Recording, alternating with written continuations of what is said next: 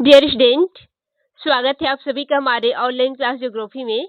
आज का हमारा अध्ययन टॉपिक है पैराडॉक्स का विकास ध्रुव सिद्धांत यानी कि growth pole theory by paradox. इसमें हम पैराडॉक्स की जो ग्रोथ पोल थ्योरी है इसका सामान्य परिचय, अर्थ परिभाषा, सिद्धांत एवं मूल्यांकन इतने का अध्ययन करेंगे।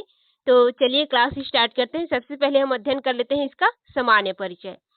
तो जो पैराडॉक्स महोदय है इन्होंने जो विकास ध्रुव सिद्धांत दिया है, ग्रोथ पोल थ्योरी दिया है, यह आर्थिक और प्रादेशिक विकास से संबंधित है और इसका प्रतिपादन इन्होंने 1955 में किया है। यानी कि ये यहाँ पर थोड़ा सा मिस्टेक हो गया है, ये 1955 है, 1955 में किया है, इसको सुधार लेंगे।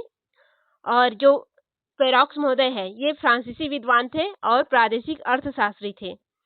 इन्होंने ये जो सिद्धांत दिया है यह आर्थिक विकास के कथन और जो संरचनात्मक परिवर्तन होता है इससे संबंधित है और इन्होंने यह व्याख्या करने का प्रयास किया कि किस तरह से आर्थिक विकास की जो प्रक्रिया है वह संतुलित विकास की जो स्थिर संकल्पना है इससे अलग है।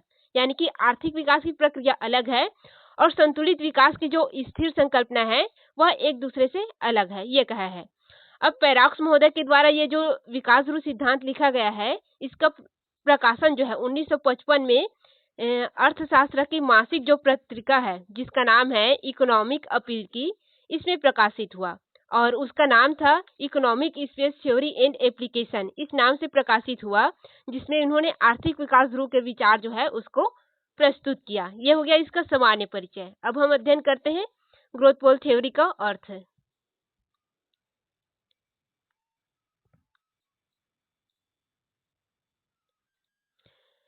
ग्रोथ पोल थ्योरी का अर्थ। तो पैराडॉक्स महोदय ने जो ग्रोथ पोल थ्योरी है या विकास ध्रुव है इसको परिभाषित करते हुए लिखा कि वे सभी केंद्र जहां से क्या होता है अपकेंद्री शक्तियां उत्पन्न होती है और जिसके लिए अभिकेंद्री शक्तियां आकर्षित होती है विकास ध्रुव कहलाता है। यानी कि कहने का मतलब क्या है इनका, ये क्या है केंद्र है जहां पर क्या करता है अपकेंद्री शक्तियां कार्य करता है और ये क्या है उसका परिधि क्षेत्र है जहां पर क्या होता है एक खाली स्थान होता है जहां पर से उच्च वर्ग के आवासीय क्षेत्र क्या होते हैं बनते हैं, उच्च वर्ग के आवासीय क्षेत्र।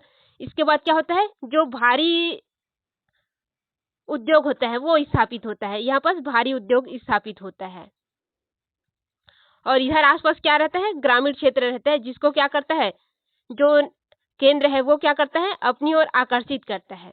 अब जब केंद्र में बहुत ही जमघट हो जाता है, जनसंख्या की विभिन्न प्रकार के जो हल्के उद्योग वगैरह है उनका स्थापना होता है। अब यहाँ पर क्या होता है जो केंद्र है उसका मूल्य बहुत ज्यादा बढ़ जाता है, तो यहाँ के लोग क्या होते हैं जो बाहर क्षेत्र है उधर आकर्षित होते हैं। यानी कि यहाँ पर क्या करता है अभी तो केंद्रीय शक्ति कार्य कर रहा है, अभी केंद्रीय शक्ति कार्य कर रहा है, लेकिन बाद में क्या हो जाएगा जो अब केंद्रीय शक्ति है वो इसको क्या करेगा अपनी ओर आकर्षित करेगा जो केंद्र है उसको। यानी कि ये जो खाली क्षेत्र है भारी उद्योग वाला क्षेत्र एक और एक उच्च आवासीय वाला क्षेत्र जहां पर से एक ग्रीन पट्टी बनता है, ये मध्य में एक ग्रीन पट्टी बनता है, वो क्या करता है इसको अपनी ओर आकर्षित करने लगता है, जो केंद्र है इसको आकर्षित करेगा, ये केंद्र है इसको अपनी ओर आकर्षित करने लगेगा, इधर आकर्षित करेगा, जो खाली सी स्थान है इधर आकर्षित करने लगेगा। तो इसी को क्या कहा है उन्होंने विकास ध्रुव कहा है। यानी कि उसका विकास ध्रुव पॉइंट कौन है, ये जो है ग्रीन पट्टी बन रहा है वो इसका विकास ध्रुव सिद्धांत है, जिस पर एक नया क्या होगा विकास की क्षेत्र स्थापित होगी जहां पर नए नए उद्योग स्थापित होंगे, कच्चे माल वाला उद्योग, भारी माल वाला उद्योग जो है और अर्थ के नए नए जो रास्ते हैं वो खुलेंगे। इसी को इन्होंने विकास ध्रुव कहा है, जिस पर अभिकेंद्रीय और अपकेंद्रीय शक्तियां दोनों संतुलन स्थापित करेगा, ये बताया है इन्होंने। फिर आगे है और जिसके लिए ये हो गया है ना कहलाता है। ऐसा केंद्र जो प्रत्येक केंद्र है वह आकर्षक और प्रत्याकर्षक का केंद्र होता है, जैसे कि अभी ये बताए हैं आपको, जहाँ पर जनसंख्या अधिक हो गया वो आकर्षक केंद्र क्या बन जाता है प्रतिकर्षक केंद्र में बदल जाते हैं। यानी कि वो क्या करता है जो जनसंख्या उसको बाहर की ओर ढकेलने का कार्य करता है, जो बाहर की केंद्र है वो क्या करता है आकर्षित करने का कार्य करने लगता है। यानी कि ये दोनों ही कार्य करने लगते हैं ये, और इस कारण इनका क्षेत्र क्या हो जाता है इनका क्षेत्र में परिवर्तन हो जाता है, जो अन्य सभी केंद्रों के क्षेत्रों के साथ क्या करता है व्यवस्थित होता है। इस तरह विकास ध्रुव को एक ऐसी नगरीय स्थिति कहा जाता है जहां पर क्या होता है आर्थिक क्रिया नगरीय परिधि क्षेत्र में विकास एवं उत्तर जीवन की गुणवत्ता को प्रज्वलित करती है, जो अभी हम एग्जाम्पल में आपको दिखाए वहां पर व्हाइट बोर्ड में वो वाला है। विकास ध्रुव पर संकेंद्रित होने वाली जो आर्थिक क्रियाएं हैं उसका प्रभाव केंद्र के बाहर पर एक प्रभाव क्षेत्र का विकास होता है, जिसको हम ग्रीन पट्टी के नाम से आपको बताएं या मध्य मेखला के नाम से बताएं, उस क्षेत्र को बता रही है। विकास ध्रुव की अपेक्षा ऐसी विशेष स्थिति से की जाती है, यानी कि विकास ध्रुव की तुलना किससे की जाती है, एक विशेष स्थिति से की जाती है जहां पर क्या होता है, अंतर संबंधित कई उद्योग, आर्थिक संस्थानों, भौगोलिक संकेंद्रण होते हैं, उनका संकेंद्रण होता है, जहां पर क्या होते हैं, विकास के नए नए उद्योग लगते हैं, नए नए आर्थिक केंद्र बनते हैं। किसी नए क्षेत्र में विकास का जो प्रारंभ होता है वह क्या होता है, विकास ध्रुव एवं विकास केंद्र के नाम से जाना जाता है या विकास केंद्र होता है। इस केंद्र पर जो किसी भी प्रकार के उद्योग विशेष है या उद्योग के समूह है, सामाजिक तथा आर्थिक संस्थान है, उसका संकेंद्रण होने लगता है धीरे धीरे। फिर इसका क्या होता है, चतुर्धिक प्रभाव पड़ने से इसका विकास बहुत अधिक हो जाता है, यानी कि तीव्र विकास हो जाता है। इस प्रकार से होता है। फिर क्या होता है, जो पैराक्स महोदय है उन्होंने विकास ध्रुव को परिभाषित करते हुए उसे अमूर्त एवं निराकार क्षेत्र बताया है। निराकार आर्थिक क्षेत्र, क्योंकि वो उसमें आकार में क्या होता है, निरंतर वृद्धि हो जाते जाता है और वो परिवर्तन करते जाता है। यानी कि ये हम लोग क्या दिखे, एक केंद्र है और ये केंद्र से जो प्राकर्षण शक्ति है वो विकसित होता है, तो वो क्या होता है, ये बाहर की ओर सभी नए नए विकास केंद्र स्थापित हो जाते हैं। यहाँ पर नए विकास केंद्र स्थापित होगा तो ये क्या है, इसका आकार जो है ये बढ़ता जाएगा, कभी घटेगा कभी बढ़ेगा, इस प्रकार से क्या है, ये निराकार है, ये बताया है इन्होंने। फिर उनके अनुसार आर्थिक क्षेत्र 3 प्रकार के होते हैं। एक क्या है, आर्थिक योजना वाला क्षेत्र, प्रभाव क्षेत्र और सजातीय समूह अथवा समुच्चय क्षेत्र, जिसमें उच्च वर्ग के लोग रहेंगे, जो कामगार है वो लोग रहेंगे, ये बताया इनमें। प्रभाव क्षेत्र यानी कि जो आर्थिक योजना वाला जो क्षेत्र है, जहाँ पर आर्थिक विकास का केंद्र है, ध्रुव क्षेत्र है, उसका प्रभाव क्षेत्र पड़ेगा, वो इसमें रहता है। ये 3 क्षेत्र है। पैराक्स महोदय ने लिखा है कि विकास एक समय पर एक जगह नहीं होता, वो अलग अलग स्थान पर होता है। इसका उद्भव एक ऐसे बिंदु अथवा ध्रुव पर होती है जहाँ पर विभिन्नतापूर्ण क्या होता है, गहनता होती है, वहां से इसका प्रसार होता है। यानी कि एक विशिष्ट सिचुएशन बनता है जहां से विकास ध्रुव का प्रसार होता है या विकास का प्रसार होता है। भिन्न भिन्न रास्तों के सहारे ये क्या होता है, बाहर की तरफ जाता है। यानी कि यहाँ पर क्या बनता है, एक विकास ध्रुव केंद्र बन गया, ये क्या है, नगर केंद्र है, यहाँ से विकास यहाँ पर क्या हुआ, प्रसारित हो गया। अब यहाँ से रास्ते के माध्यम से जो प्रभाव क्षेत्र पड़ेगा आसपास, वहां पर इसका प्रसार होने लगेगा, बाहर की ओर इसका प्रसार होगा, यह बताया है। तो इस प्रकार से विकास ध्रुव जो कार्य है, प्रक्रिया है, वो कार्य करता है। ये तो हो गया, अब उसका अर्थ परिभाषा देख लिए। अब हम अध्ययन करेंगे जो विकास ध्रुव सिद्धांत है इसका।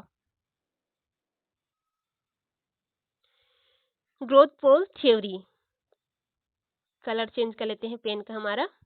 ग्रोथ पोल थ्योरी, तो पैराक्स का जो विकास ध्रुव सिद्धांत है यह मूलतः अमूर्त आर्थिक क्षेत्र से संबंधित है या उससे संबंधित अवधारणा पर आधारित है, जो अभी हम देखे हैं।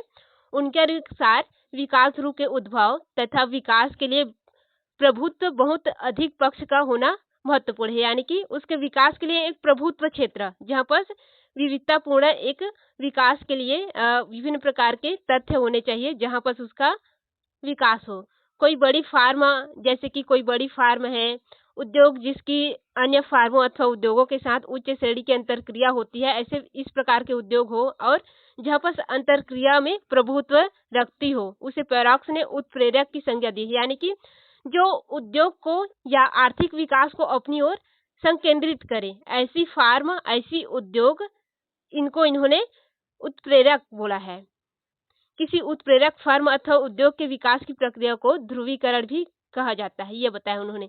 यानी कि साफ तौर पर इन्होंने क्या कहा गया है, ये जो हमारा विकास केंद्र बनता है, विकास केंद्र, ये नगर केंद्र है, यहाँ से हमारा विकास केंद्र यहाँ पर आकर्षित होकर बनने लगा, बाहर की ओर प्रसार होकर के।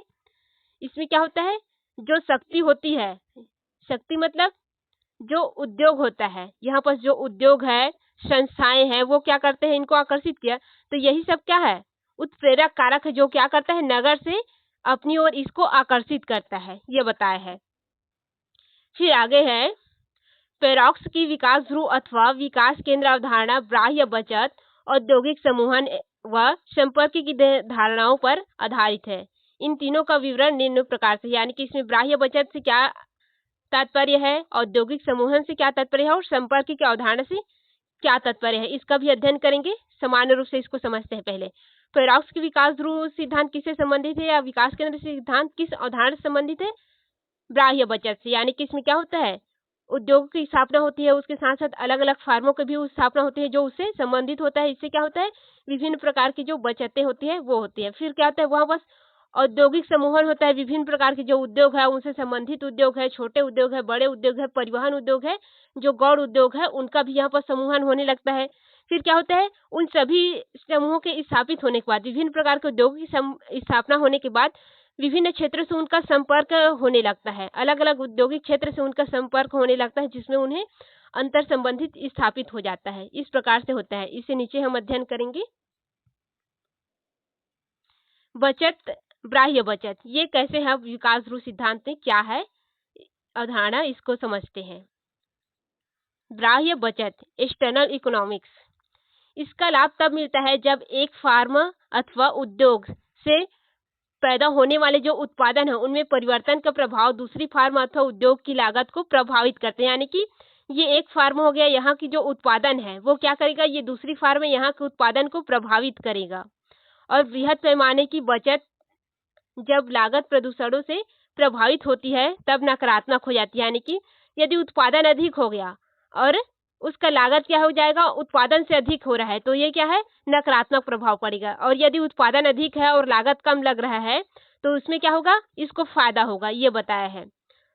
जब उद्योग में एकीकृत तकनीकी श्रृंखला साथ होती है तब यह सकारात्मक हो जाता है। यानी कि हमारा जो उद्योग है इसमें लागत कम लगेगा जब हम तकनीकी का प्रयोग करेंगे, और उत्पादन अधिक होगा तो क्या होगा, हमें प्रॉफिट अधिक मिलेगा और यहाँ पर लॉस अधिक होगा, क्योंकि यहाँ का जो वृहद तकनीक है उसका प्रयोग ना करके यहाँ पर क्या हो रहा है, उत्पादन के लिए लागत बहुत अधिक लग रहा है, ये बताया इन्होंने।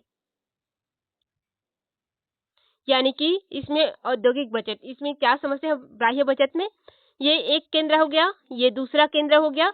यहाँ पर क्या करते हैं, यहाँ पर तकनीकी प्रयोग करेंगे उत्पादन के लिए, और यहाँ पर तकनीकी प्रयोग नहीं कर रहे हैं, तो यहाँ पर क्या हो रहा है, लागत कम है, लागत क्या है, कम है, और उत्पादन क्या है, जो उत्पादन है वह प्लस में है, और यहाँ पर क्या है, जो लागत है वो क्या है, प्लस में है, और उत्पादन क्या है, उत्पादन है वो माइनस में है। यानी कि लॉस कहाँ का हो रहा है, यहाँ पर हो रहा है, यहाँ पर नकारात्मक है और यहाँ पर क्या है, सकारात्मक है।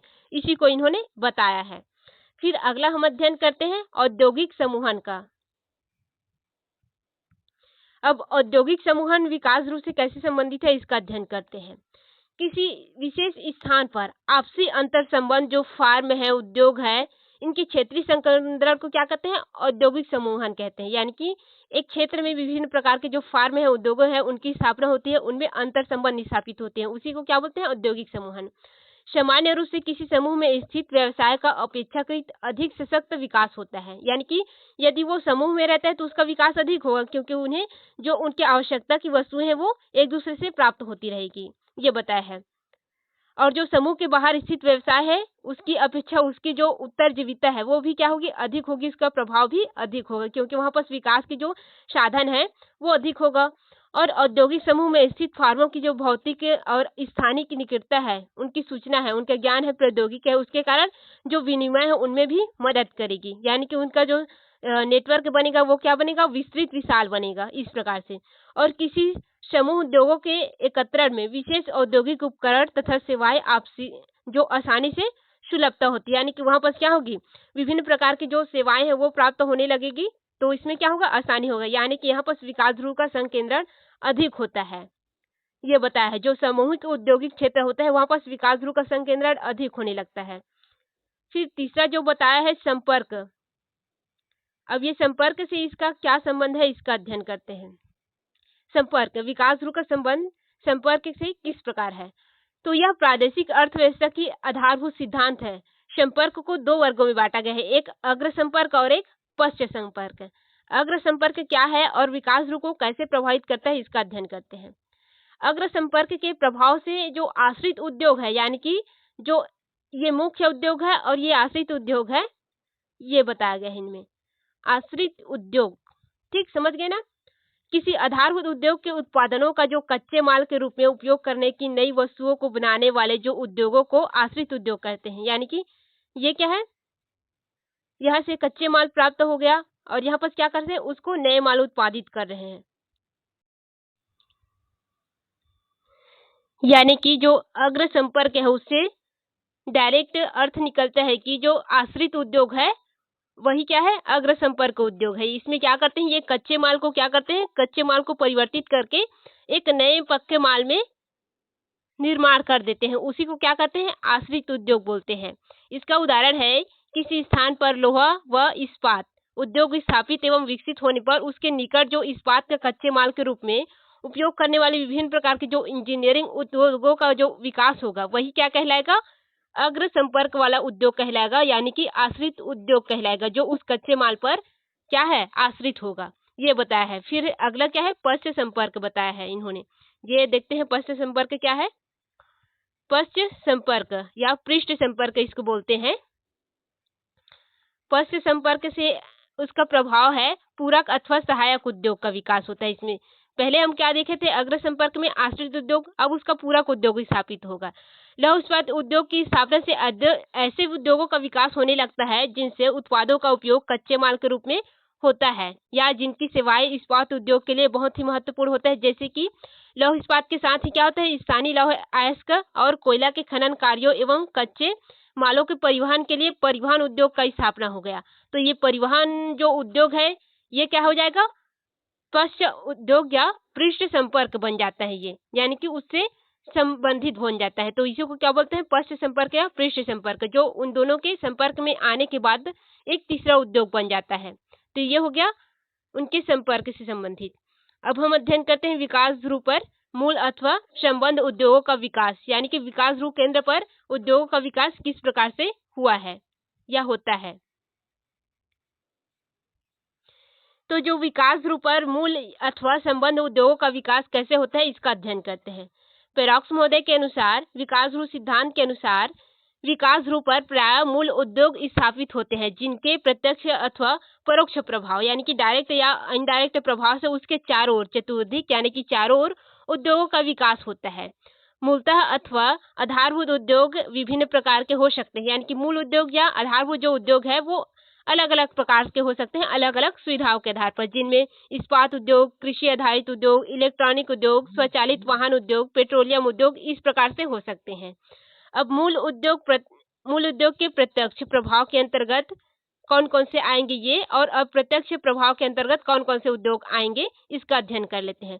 तो मूल उद्योग के प्रत्यक्ष प्रभाव पड़ने पर कौन कौन से उद्योग या सेवाएं उत्पन्न होते हैं या शामिल होते हैं, इनका अध्ययन करते हैं। तो इसके अंतर्गत वो उद्योग शामिल होते हैं जो इसे आपूर्तिकर्ता उद्योगों से मिलाती है, जो वस्तुओं या सेवाओं को अपने उपयोग करता है उनको देता है, ये उद्योग स्थापित होते हैं, यानी कि परिवहन उद्योग वगैरह।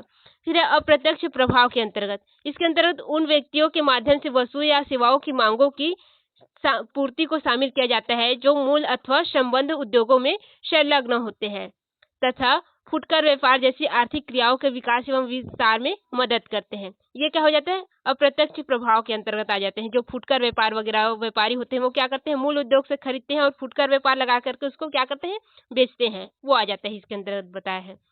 फिर है